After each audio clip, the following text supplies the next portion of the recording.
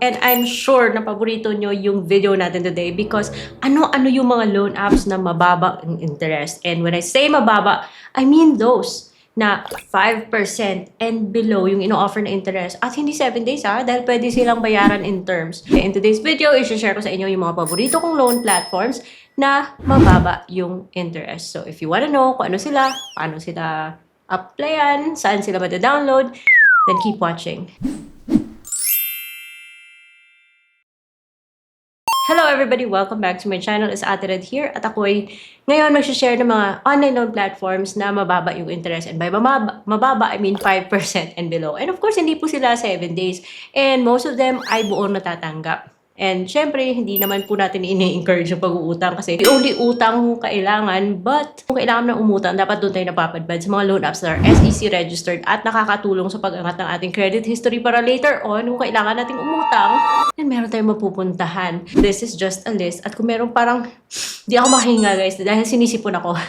So pagpasensyahan nyo na. Anyways, this video is not sponsored. It is based on my personal experience. And i-include ko po yung mga links to the individual videos for this for the apps na ibabanggitin ko dito para meron kayong more information. Oo nga pala guys, because for this video, I'm wearing contact lenses and I bought them from EO. Ito po siya, Sienna po. Kasi pag contact lens, direct contact sa mata sa EO lang. So, meron tayong product link if you guys are interested. And itong lipstick ko nga pala guys, ayan, yung lipstick ko is from Happy Skin, Shut Up and Kiss Me. So, if you guys are interested, meron tayong product link dyan. Charot!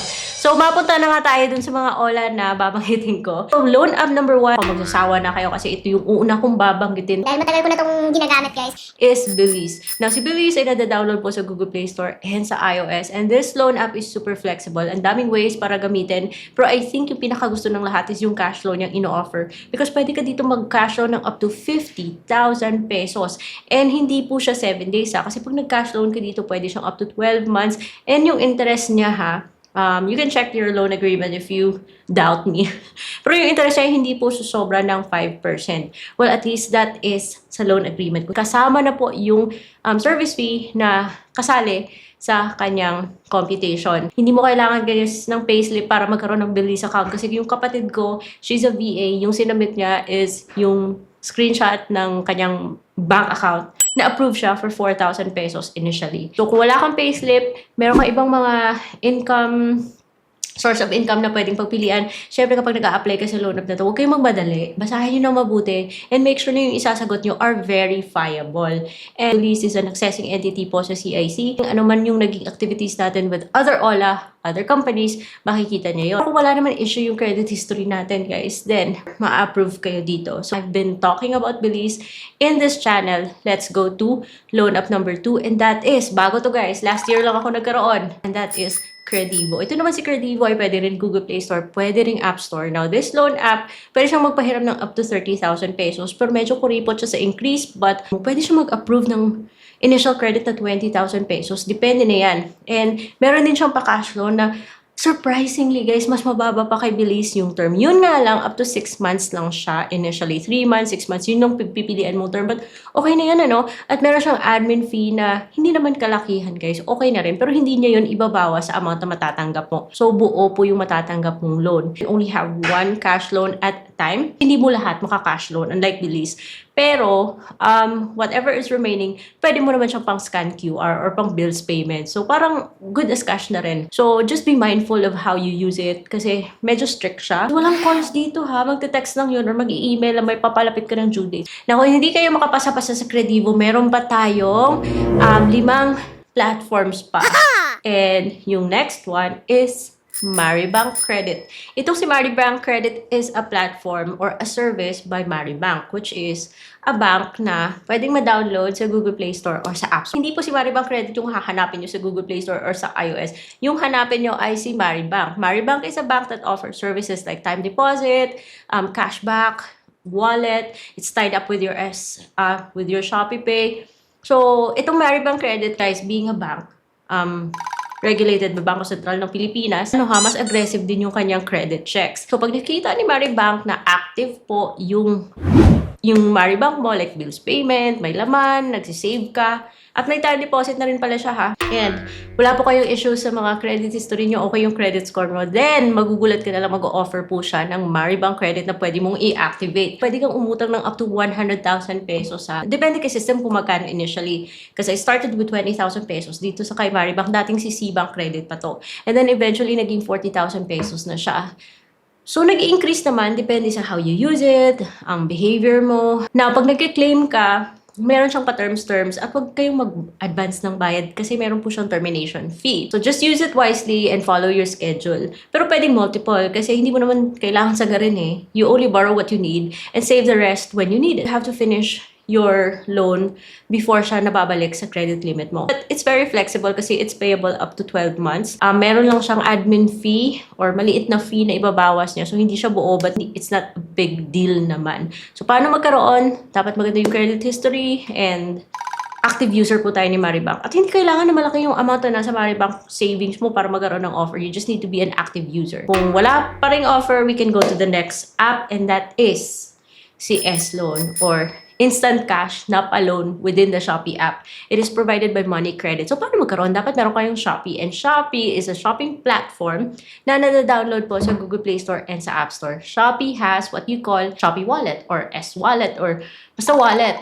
And kailangan activated yung SPay wallet mo or S-wallet mo, Shopee wallet mo para eventually magkaroon ka ng offer ng S-loan. Because pag nag-claim ka dito ng S-loan na to, which by the way, you can have a credit limit of up to 100,000 pesos, doon siya napupunta sa sa Shopee wallet. At pag na-receive mo na sa Shopee wallet, then that's the time na pwede mo siyang i-keep sa Shopee wallet mo for bills payment or shopping within the Shopee app, or pwede mo siyang ilipat sa any other bank account or another e-wallet. Ganun din, lahat naman sila guys pare-parehas lang na kailangan maganda, okay po yung credit history natin. It doesn't have to be perfect. Maaaring pwede kang magkaroon ng late from other loan companies, pero at least hindi siya yung super glaring na super late ka talaga, yung talagang may malaking red flag or like sinagad mo yung lahat ng ola mo. Generally speaking, these apps are easy naman na mag-offer, pero we also need to be responsible users din naman.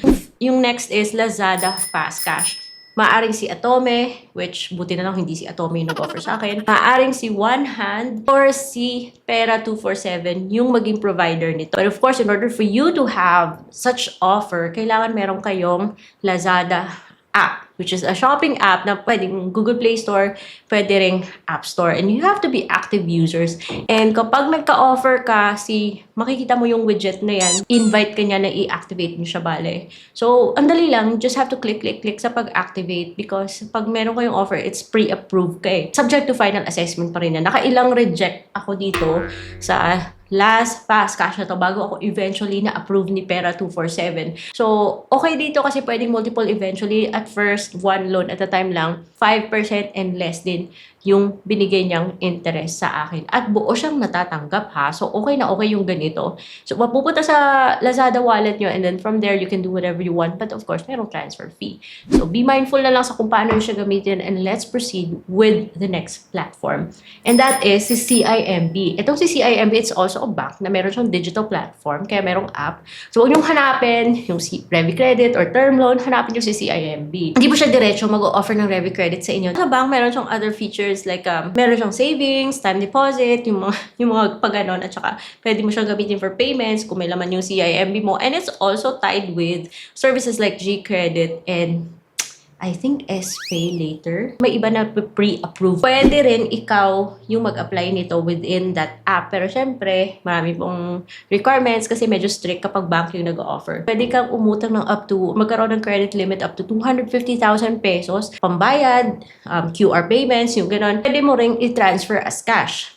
Pero, pag transfer as cash, pero okay na rin yung 4% ha. It's gonna follow your bill dates or your billing cycle. Kasi revolving credit po to na para siyang credit card without a physical card. Meron siyang billing cycle na fino-follow. So, every time na nagjuju ka, which remains constant, kailangan mo mabayaran yung full amount. Aside from the Revi Credit na pwede mo ma-transfer and parang good as cash na rin siya, meron siyang term loan. Ito naman yung monthly niyang pa-loan. It's a feature ni Revi Credit. Pwedeng 4% din monthly installment, yung gano'n. Just make sure na meron kang enough na Revi credit limit para pumayag siya na mag-term loan ka. And you've reached the end of the video. So what's the last one? And that is G-Loan. Ito si G-Loan, like I said kanina, maaaring si Fuse yung mo-provide, maaari ding si Revi Credit or si CIMB din yung mag-provide. So kapag meron kayong offer, syempre, GCash will notify you. You need to have GCash and you need to be an active user, you need to be 21 years old and above. Dapat verified yung GCash mo, meaning nakapag-submit ka ng valid ID dito sa kay GCash. Dependent on your G-score, but although G-score is one of the considerations, pero may iba na kahit mababa yung G-score na kaka-offer, dahil so far, depende sa pag-credit check sa kanila, okay naman yung kanilang credit history.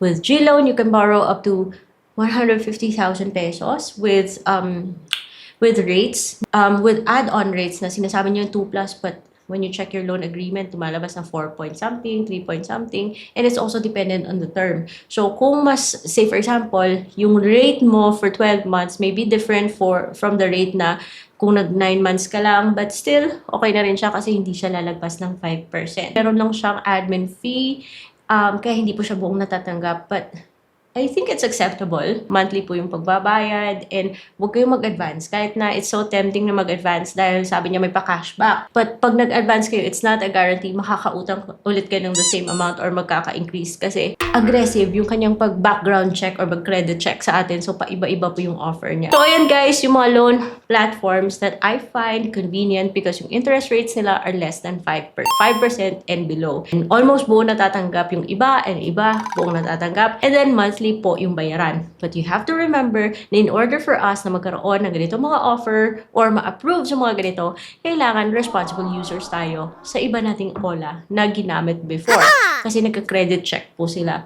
All applications are subject to final assessment. Generally speaking, kung wala namang issue yung credit history mo tapos kumpleto ka sa requirements and then fina-follow mo yung instructions sa pag-apply, yung ID na sinabit mo is the ID na yung tinatanggap niya, then I'm sure ma-approve naman kayo. Yun lang guys, yun lang share ko. And let me know anong mga loan apps na list yung gusto nyo. Let me know in the comment section. And that's all for today's video. I will see you on my next vlog.